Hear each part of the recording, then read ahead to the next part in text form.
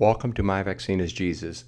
I'm doing another addendum video to my Apologetics to the Jehovah Witness torture, stake, or cross video. I think I'm going to make some very important points that are going to completely annihilate Watchtower theology in regards to the cross versus the stake, but also in regards to Alpha and Omega and even the very name of Jehovah. So get ready to be blown away. All right, we're going to start here. This, as you can see, it's from jw.org. It's New World Translation, and you'll see my point why I'm starting here.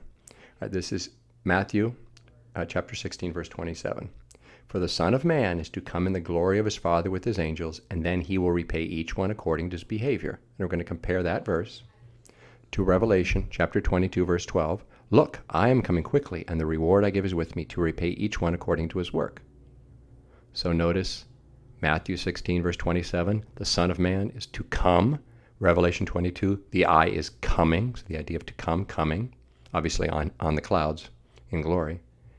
And notice, he will repay, meaning the Son of Man, each one according to his behavior. And in that's in Matthew 16, 27. And Revelation 22, 12, the I is coming to repay each one according to his worth. So obviously, the Son of Man here is the I. So obviously, the plain reading of it, you know that in Revelation chapter 22, verse 12, the I refers to the Son of Man, Jesus Christ. And then in 13, he declares himself to be the Alpha and the Omega. Okay, now, here's where it gets interesting. Remember, Alpha and Omega are Greek letters, the first letter and the last letter of the alphabet, the first and the last, the beginning and the end. Now, what would Jesus Christ, who that was, of course, been speaking to his, basically, adopted brother, right? He gave John to his mother on Golgotha, and he gave his mother to John. So would he have been speaking Koine Greek? Would he have been speaking Latin? No, he was speaking Hebrew. So if John wrote down in Koine Greek the Alpha and the Omega, what Christ spoke to him was the Alef and the Tav. Now here's the Alef and the Tav, right? Upper right corner the Alef, the first letter, lower left corner the Tav. Now these are the modern letters. Now understand, Hebrew is an ancient language. Probably was obviously around the time of Egyptian hieroglyphics. And like Egyptian hieroglyphics, ancient Hebrew was a pictographic language. So let's look at pictographically what the Aleph and the Tav looked like. The Aleph was what looked like the head of an ox, which was the strongest, as you see, most versatile animal used in sacrifice. Aleph is where we get the name awl, elk, elephant, etc. Okay. So the Aleph and the Tav pictographically would represent the strongest, most versatile animal used in sacrifice. And look at what the Tav was. It was two crossed sticks, okay, meaning a mark or a target or a sign or a signal. So the Aleph and the Tav, what is it? It's the sacrificial animal who was brought to the cross. So Alpha and Omega doesn't refer to the Father. The Father shares the name, but it's the Son's title. So the Aleph and the Omega is the Son. Now the Father shares it because it's his Son, and they share everything. But notice the Aleph and the Omega isn't of the Father shared by the Son. It's of the Son shared by the Father. If you can't see the spiritual significance of that, and if you think that's just coincidence, something's wrong with you. But it's more than that. Let's look at pictographically the name Yod Hey Vav Hey, right? Yahweh, Jehovah, Jehovah. Right? The Yod, again, in the ancient pictographic, was the lower arm and the hand. Like right now, the arm, when we talk about an arm, the arm is the upper and lower arm, and the hand is the hand. Back then, the upper arm was the upper arm. The lower arm included the hand. And this was the Yod, where we get the name yard. So understand Yod pictographically would be, and that's also the measurement of a cubit. Interesting. Notice how everything in the Bible is measured in cubits, this measurement. And again, picture the cross. Picture his outstretched arms with the nail right at that wrist joint.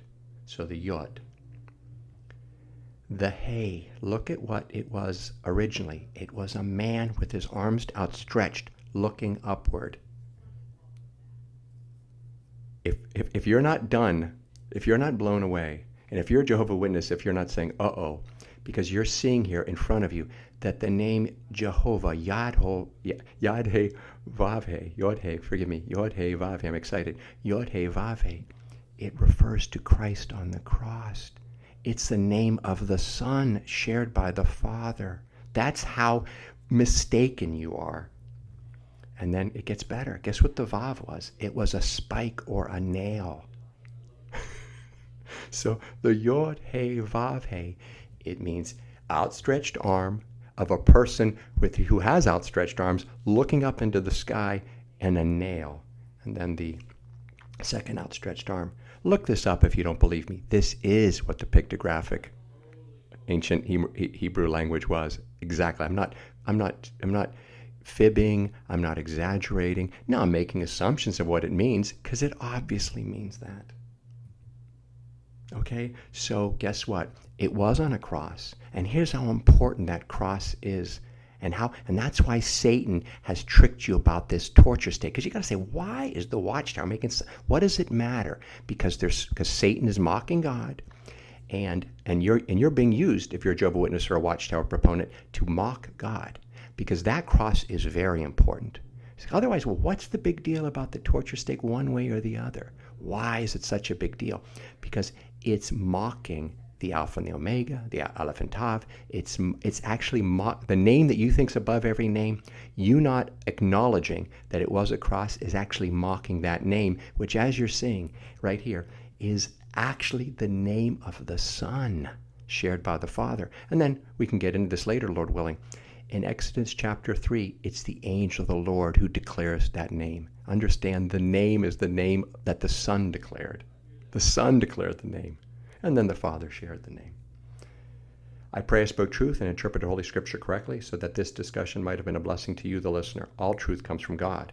Any errors were my own. If it was a blessing to you, I would greatly appreciate it if you could like, comment, share it, subscribe to the channel. Lord willing, we will meet again. May the Holy Trinity bless us all.